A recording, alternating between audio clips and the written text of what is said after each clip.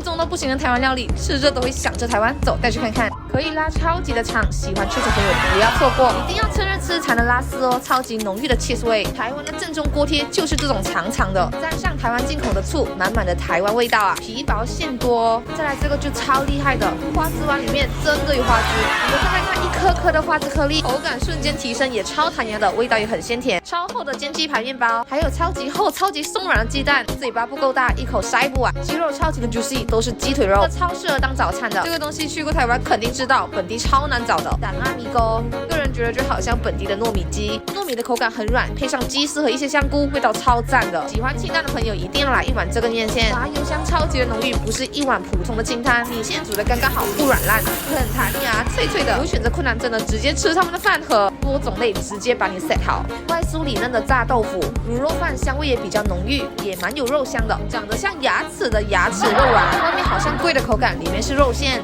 还有一粒蔬菜包，听说是台湾运过来的。再来一杯葡萄汁，解腻清爽。台湾料理就来自这一家平益丰哦。空盘啦，关注我，带你发掘更多马来西亚美食。